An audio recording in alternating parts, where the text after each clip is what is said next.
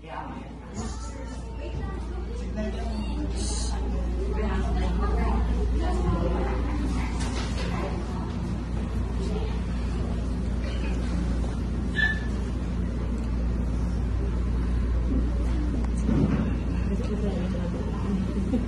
Mayat na adlaw sa inyong tanan.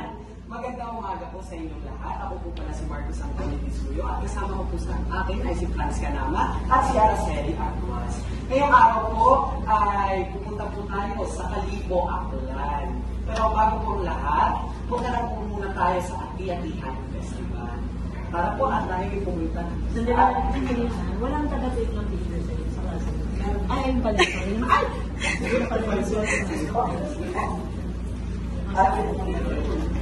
Alam niyo po ba na ang Ati-Atihan ay tinaguri ang Mother of all Philippine Festivals na isang tradisyon na nagsimula bilang isang alay sa ating mahal na Santo Niño. Na patuloy pa rin natin ipinagdiriwang sa pamamagitan ng mga musika, pananampalataya at makukulay na sayaw.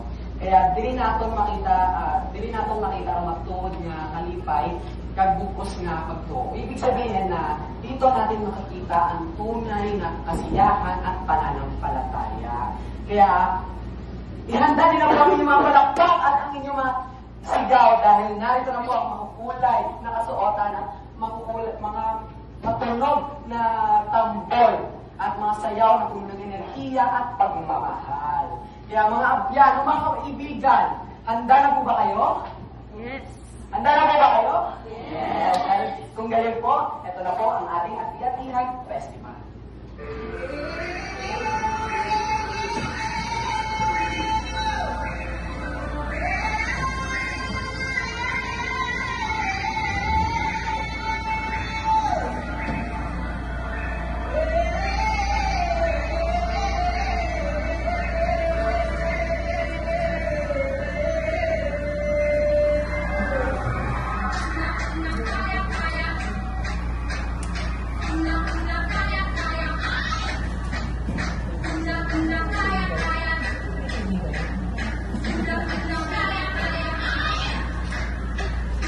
Welcome yung mga kasama.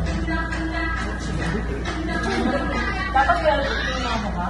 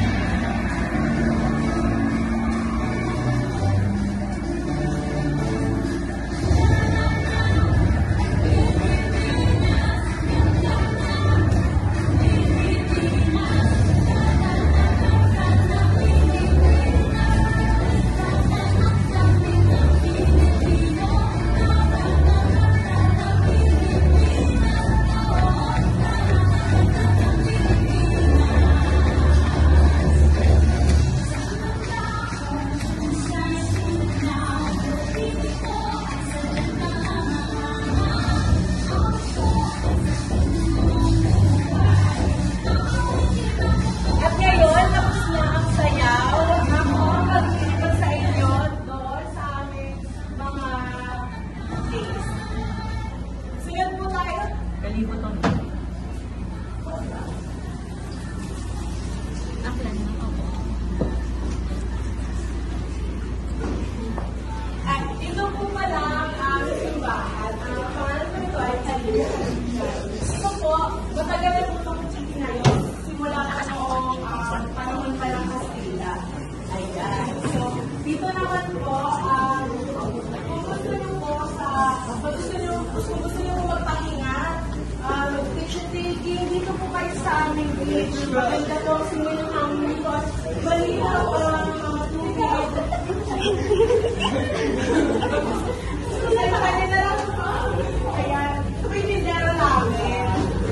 Sunod naman po ang aming bilihan. Pasalubot yung baga. Kung gusto nyo po pasalubungan ng inyong mga pamilya, mga kaibigan, dito perfect na perfect po ito. Ito mga kaibigan, mga baga.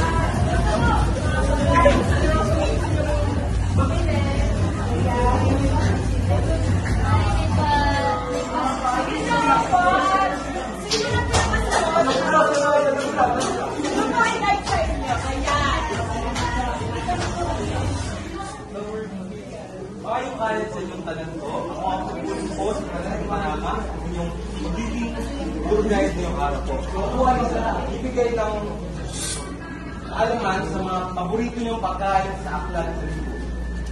Ang kaya po natin sa Nako.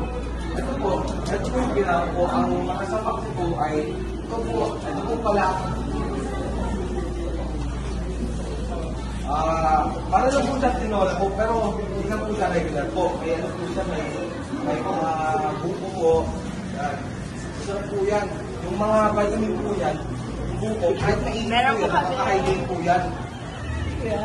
Dahil bali sa inyo, sobrang ganda. Tanglad po, nakakatulong yan sa pag-buko natin. Pangalawa po ay yung Pinirito, tilapia. Sayaw, dito tilapia po yan, mga sangkilot po yan, ay asin, bagay sarap, ang palasa, parang sumarap. Yan.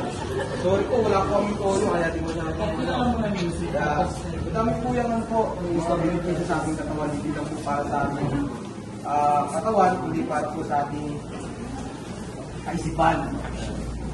Ito po, meron po tayong mga, ito po, yung buttered shrimp po namin. Ito pong buttered shrimp ay sobrang sarap po nito para po sa akin. Yan ba ang isa sa mga ano? Opo. Buttered shrimp? Opo. Yan luto yan? Opo. Buttered shrimp.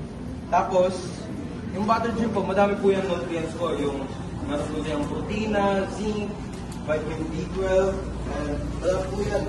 Tapos, ito po yung tahong namin. Pero hindi po yan regular na tahong. Kaya po siya may